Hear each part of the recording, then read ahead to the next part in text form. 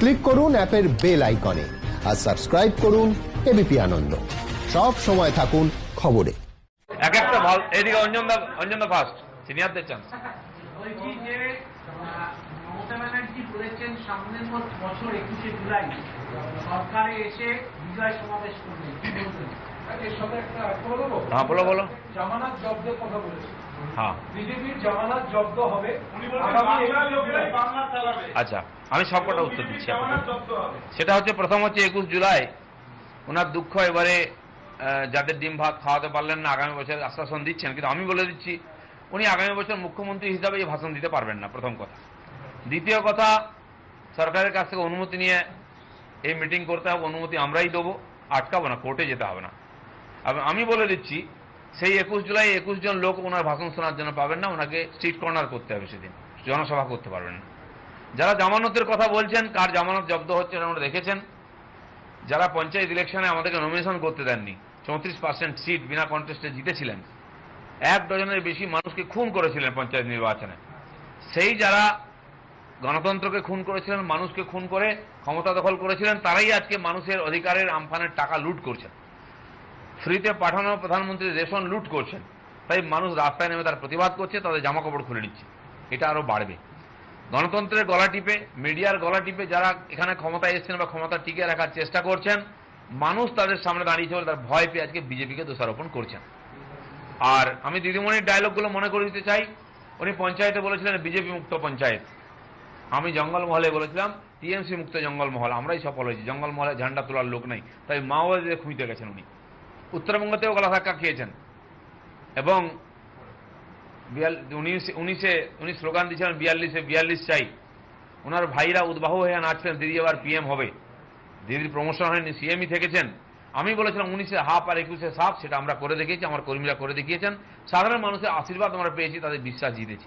সে যেন উনি গর্জান বর্ষান না, সে যেন ওনার দিকে যদি কেউ তাকিয়ে ভাবে যে কিছু ভালো হবে, খুব তাড়াতাড়ি তাকে হতাশ হতে হবে।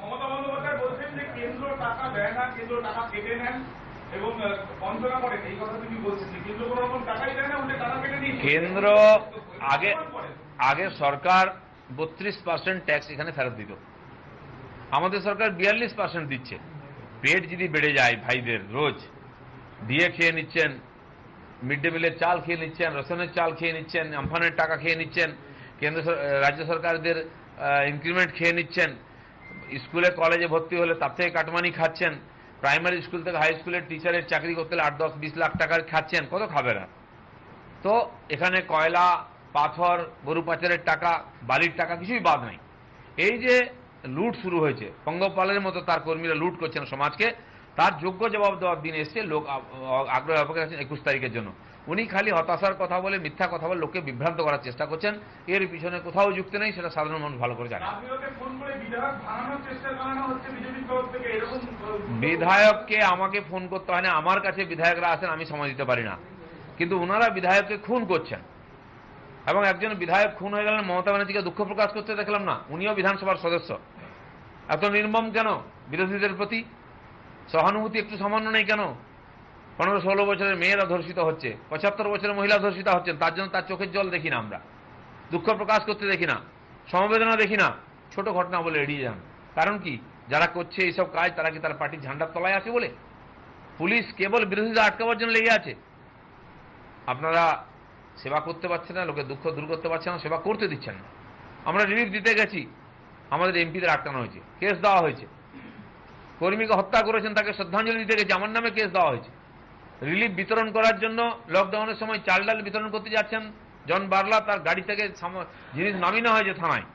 চা বাগানের শ্রমিকরা খেতে পাচ্ছে না, তাদের সেবা করতে গেছিলেন।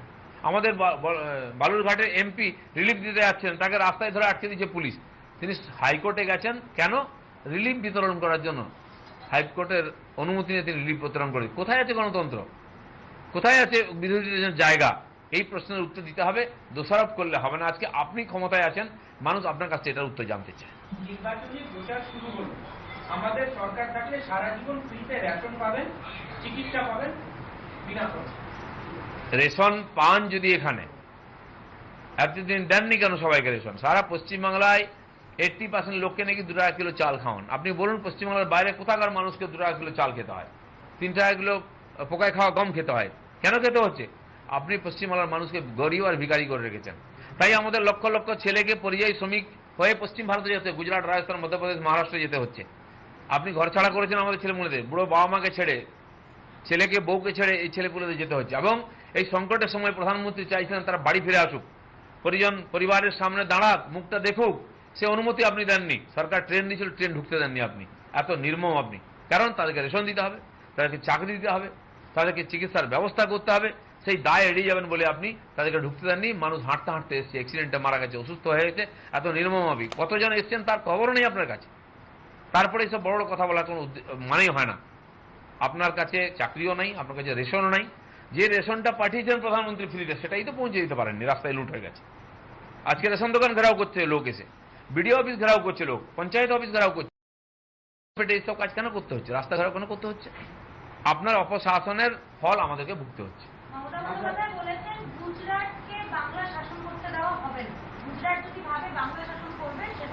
গুজরাট তো দিল্লি শাসন করছে। বাংলার লোকই যথেষ্ট বাংলা শাসন করার জন্য এবং বাংলার পরিবর্তন করার জন্য। সেই আঁচটা উনি পেয়ে গেছেন যে বাংলায় পরিবর্তন হচ্ছে। আমরা 2,30,00,000 ভোট পেয়েছি পার্লামেন্টে, উনি 2,47,00,000। গত বছরের গল্প এটা। এখন তো গঙ্গা দিয়ে অনেক জল গড়িয়েছে, অনেক উত্থান পতন হয়েছে। উনি বুঝে গেছেন পাবলিক ভোট দেবে না, তাই 1.5 বছরের বেশি 17টা কর্পোরেশন মিউনিসিপ্যালিটিকে আটকে রেখেছেন ভোট করেননি। এখন সব মিলিয়ে প্রায় 105টা মিউনিসিপ্যালিটি কর্পোরেশন বাকি আছে। তার কোটি কোটি ভোটার তাদের নাগরিক অধিকার থেকে, তার গণতান্ত্রিক অধিকার থেকে বঞ্চিত হয়েছেন। আপনি আপনার সেই পচা মেয়রদেরকে, মিউনিসিপ্যালিটির কাউন্সিলর, চেয়ারম্যানদেরকে বসিয়ে দিয়ে ক্ষমতা ভোগ করছেন পেছনের দরজা দিয়ে। এই অধিকারকে দিয়েছে মানুষের গণতান্ত্রিক অধিকারকে হরণ করে নিয়ে, নাগরিক অধিকারকে হরণ করে নিয়ে আপনি রাজনীতির ক্ষমতা ভোগ করছেন।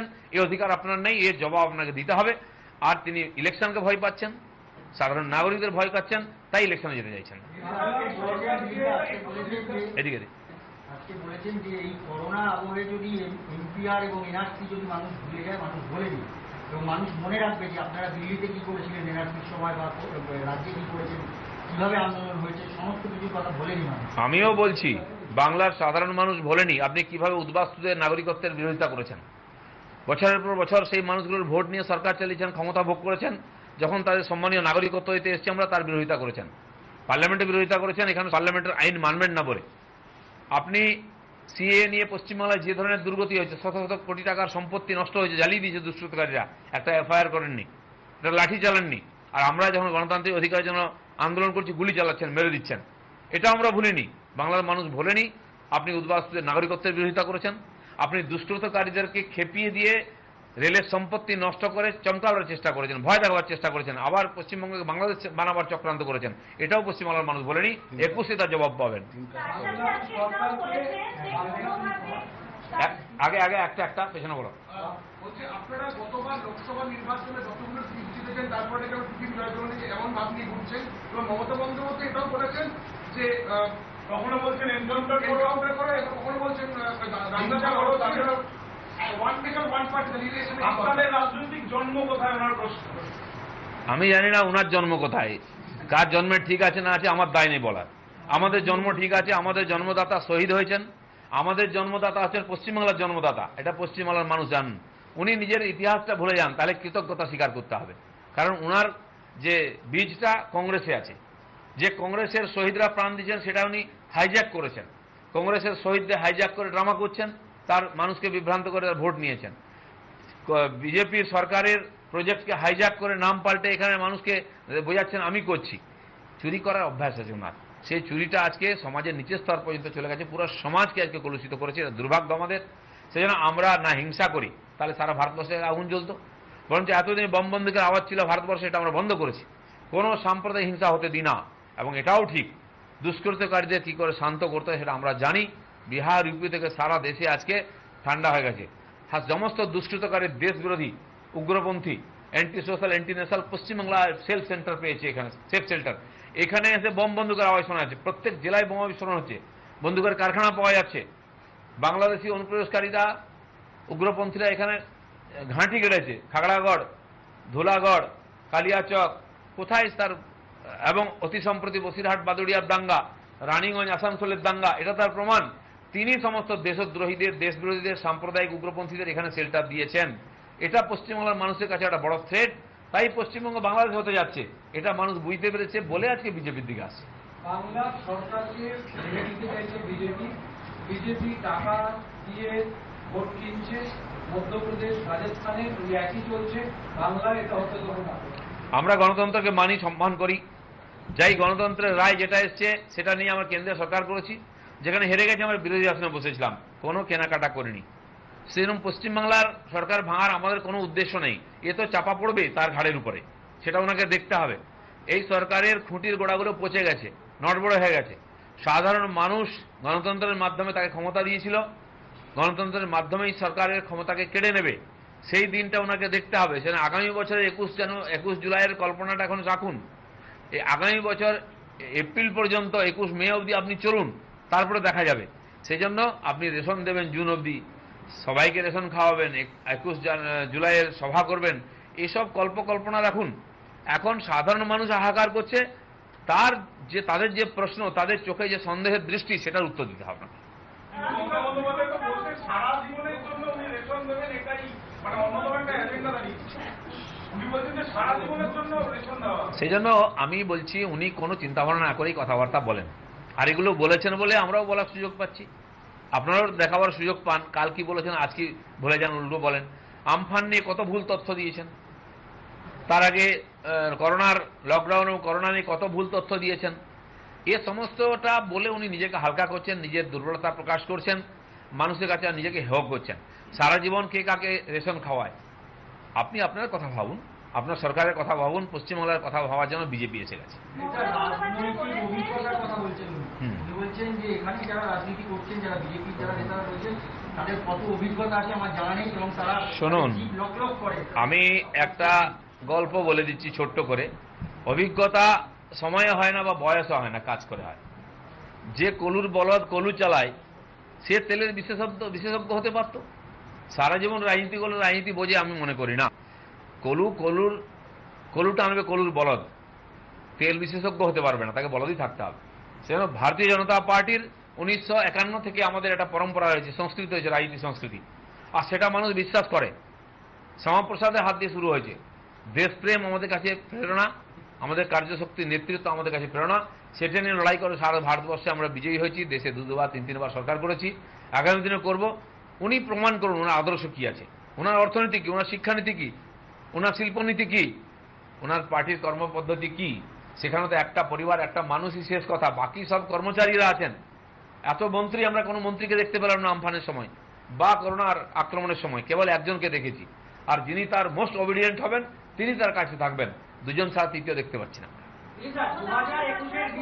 এই যে ও বলছে 34 বছরের বামেদেরকে বাংলার মানুষ সরিয়েছে, তাড়িয়ে দিয়েছে, বিজেপি সেখানে তুচ্ছ। বিজেপিকেও আমিও আর একটু পিছনে যেতে বলছি। 30 বছরের কংগ্রেসকে সরিয়েছে, 34 বছরের বামেকে সরিয়েছে, তো 10 বছরের টিএমসিকে সরাতে এরকম চুটকি বাইরে সরে যাবে। বাংলার মানুষ এটা পারবেন, আমরা ভরসা করি। ইটিভি 2021 সালে সরকার করবে তৃণমূল কংগ্রেস, 21-এর ভোটে বিজেপির জামানত বাজেয়াপ্ত হবে, তাই তো হয়ে গেছে। আমরা 19-এই দেখিয়ে দিয়েছি হাফ করে, 21-এ সাফ করবো, সেটা এটা বলে আর লাভ নেই। এই যে একটা প্রশ্ন, তাৎপর্যপূর্ণভাবে আজকে যখন তৃণমূল কংগ্রেসের যে অফিসিয়াল ওয়েবসাইট রয়েছে, সেই ওয়েবসাইটে যখন লাইভ চলছে মমতা ব্যানার্জি যখন বলছেন, তখন ক্রমাগত কিছু যুবক যুবতী তারা লিখছেন যে এসএসসি এবং টেট পরীক্ষা নতুন করে নিয়োগ এবং নতুন করে পরীক্ষা, এটা কিন্তু একটা অত্যন্ত তাৎপর্য, লাগাতার পোস্ট হয়েছে, লাগাতার। কি বলবেন? দেখুন, এসএসসি বা ইত্যাদির যে সিপিএম আমলে যে পরীক্ষা হয়েছে তার রেজাল্ট হয়নি, রেজাল্ট হলে তাদের চাকরি হয়নি। তারপরে যারা চাকরি পেয়েছেন তাদের ইনক্রিমেন্ট নেই, ডিএ নেই।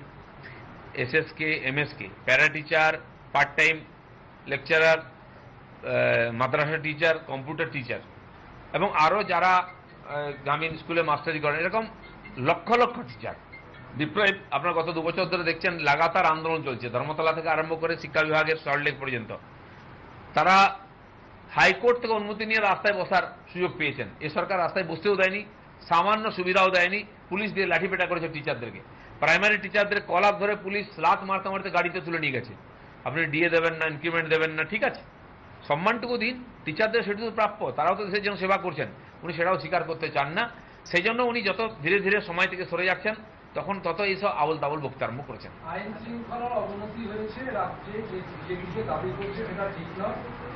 শান্তিতে আছে বাংলা, জঙ্গলমহলে নতুন করে অশান্তিকর সৃষ্টি করা হচ্ছে, ঠিক যেমন ইউপিতে জঙ্গল রাজ্য। দেখুন, শান্তি আইন শৃঙ্খলা কি আছে, 2018-র যে ক্রাইম রিপোর্ট সারা ভারতবর্ষে, তাতে পশ্চিমবঙ্গ টপে আছে। এবং এখনো মহিলা ঘটিত অত্যাচার, সামাজিক, পারিবারিক এবং শারীরিক নিগ্রহতে, বলাৎকার ইত্যাদি রূপেতে পশ্চিমবঙ্গ সবচেয়ে বেশি এগিয়ে আছে। তো এগিয়ে বাংলা স্লোগানটা বোধহয় ক্রাইম আর বলাৎকারের দ্বারাই ওনারা সফল করছেন, সব দিক দিয়ে এগোচ্ছে আইন শৃঙ্খলা অবনতির দ্বারা। সেজন্য এসব কথা বলার ওনার অধিকার নেই। ওখানে এই ধরনের অপরাধকে বন্ধ করার জন্য যেমন আইন আছে, আমরা জানি একাধিক জায়গায় এরকম মহিলাদের উপর অত্যাচার হয়েছে। দিল্লিতে হয়েছে, মুম্বাইতে হয়েছে, হায়দ্রাবাদে হয়েছে। সেখানে কিন্তু দোষীরা সাজা পেয়েছে। 1 বছরের মধ্যে চার্জশিট দিয়ে কোর্ট সাজা শুনিয়ে দিয়েছে। পরে লেন্দি হয়েছে সুপ্রিম কোর্ট এবং মাননীয় রাষ্ট্রপতি হয়ে ফাঁসি হয়েছে। হায়দ্রাবাদে সেখানকার সরকার আমাদের সরকার নেই, তারাও তার সাজা দিয়েছে এবং তারপরে তারা পালিয়ে যেতে গিয়ে গুলি খেয়েছে। আইনের দিক দিয়ে কি হয়েছে, মানুষ তাকে সাপোর্ট করেছে। পশ্চিমবাংলায় কেন এরকম ঘটনা ঘটে না? দিনের পর দিন মহিলাদের খুন করা হচ্ছে, ধর্ষণ করা হচ্ছে, রাজনৈতিক কর্মীদের হত্যা করা হচ্ছে। এই সরকার না দুঃখ প্রকাশ করে, না কোনো তদন্তের রিপোর্ট আসে, না কেউ সাজা পায়। পুলিশ কি করছে? পুলিশ খালি বিরোধীদের আটকাচ্ছে আর দুষ্কৃতকারীদের সামলাচ্ছে, এছাড়া কোনো কাজ নেই। সেটা মমতা ব্যানার্জির নৈতিক অধিকার নেই ক্রাইম নিয়ে, আইন শৃঙ্খলা নিয়ে কথা বলার। অরূপ দা অনেকক্ষণ অপেক্ষা করে। আজকের যা মমতা বন্দ্যোপাধ্যায়ের যে অভিযোগটা 95 থেকে 88% সময় ব্যয় করেছেন বিজেপি। এই মমতা বন্দ্যোপাধ্যায়ের এই অভিযোগের উপরে বিজেপি তার কোনো পাল্টা জবাব দেবে না? জবাব তো আপনার সামনেই দিচ্ছি আমি। আমরা সবচেয়ে বড় সমস্যা যেটা ইলেকট্রিক বিল, তা নিয়ে 24 তারিখ সারা পশ্চিমবঙ্গে নামবো। আগেও নেমেছি, জলকামন পর্যন্ত চলেছে, সেদিনও নেমেছি, এর আগে টিয়ার গাছ চলেছে। এটা আমরা 1 বছর 2 বছর থেকে বলে আসছি, যেভাবে ইলেকট্রিক বিল বাড়ছে বারবার, রাজ্য সরকার সংস্থাগুলোর থেকে লুট করছে আর সংস্থাগুলো মানুষের পকেট কেটে লুট করছে। এর সমাধান হওয়া উচিত। সব জায়গায় ওখানে চুরি হচ্ছে, মানুষ আজকে খেতে পাচ্ছে না, ইনকাম নাই, তার উপরে ইলেকট্রিক বিলের মার। রাস্তায় নামছে, ক্যাশ কাউন্টারে গিয়ে ঝামেলা করছে, কিন্তু সরকারের কোনো বক্তব্য নাই। এমনকি বিদ্যুৎ মন্ত্রী নিজে বলছে আমি তো পীড়িত, তিনি অসহায়তা প্রকাশ করেছেন, তারপরেও রিজাইন করেননি। এই সরকার কার পক্ষে? পলিসির ব্যাপারে আমার কোনো এবং পলিসির ওনার কোনো নলেজ না। কিসের জন্য কর্মচারী হিসেবে কাজ করছেন? মাইনে পাওয়ার জন্য কাজ করছেন? ভদ্রলোক হিসাবে সরে পড়া উচিত কমপক্ষে। দায়টা কেন নিচ্ছেন পাপের? তো এই যে সরকার চলছে, কে চালাচ্ছে, কিভাবে চলছে আমরা জানি না। আর এটাও জানি না, মুখ্যমন্ত্রীও মাঝে মধ্যে বলে ফেলেন। আপনারা জানেন এথিক কমিটি হয়েছিল, কি কি যেন অ্যাকাউন্ট কমিটি হয়েছিল, একটা লোকাল, একটা গ্লোবাল, কত কমিটি হলো করোনা নিয়ে। তারপরে যখন তার প্রশ্নের সামনে দাঁড়ালো কমিটি, মমতা ব্যানার্জি বলেন কমিটি কে বানিয়েছে আমি জানি না, কেন বানিয়েছে আমি জানি না। তাহলে কে জানে? ভগবান জানেন? ভূতে জানে? এই ধরনের অসংলগ্ন কথাবার্তা বলে ওনার দুর্বলতা এবং অসফলতা উনি নিজেই প্রকাশ করেছেন বারবার।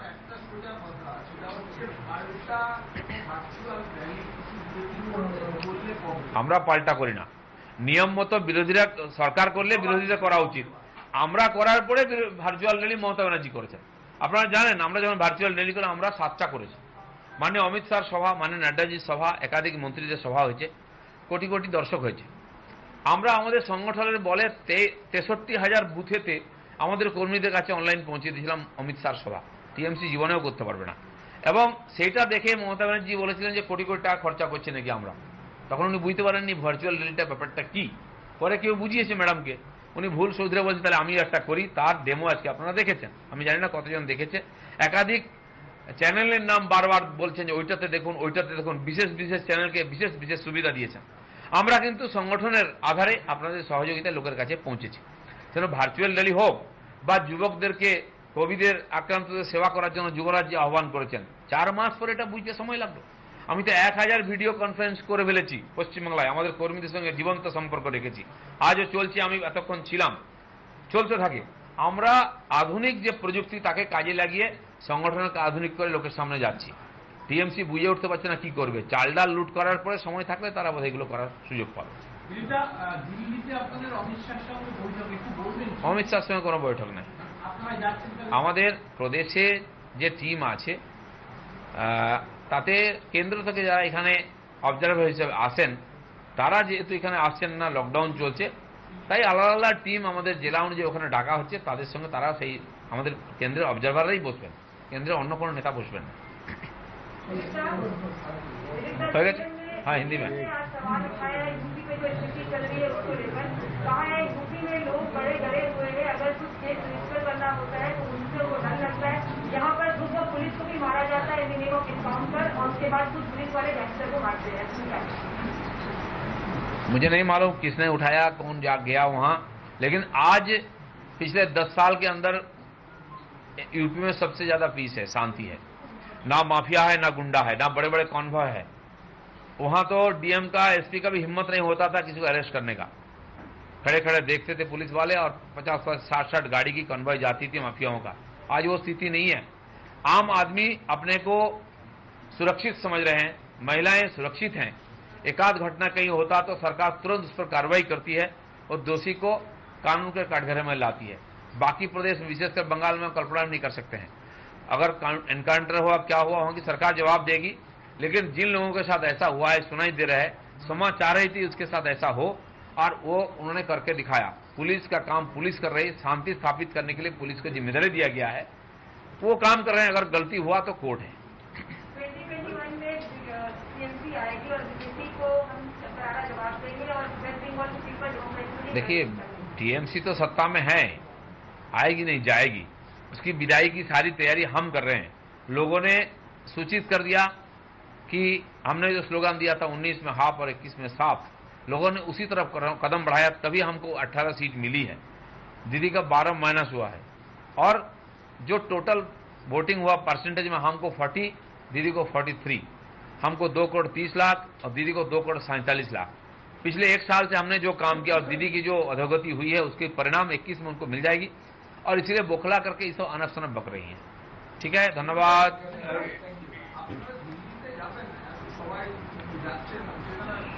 সবাই না, ছোট ছোট বৈঠক হবে, 3-4 জনের গ্রুপে, কেউ যাবে কেউ আসবে, একসঙ্গে সবাই যাবে না, সবাই না, 8-10 জনের মিটিং হবে এক একটা। না না না, ধন্যবাদ। বিশ্বাস হচ্ছে না, মমতা ব্যানার্জির দোষ ধরেছে।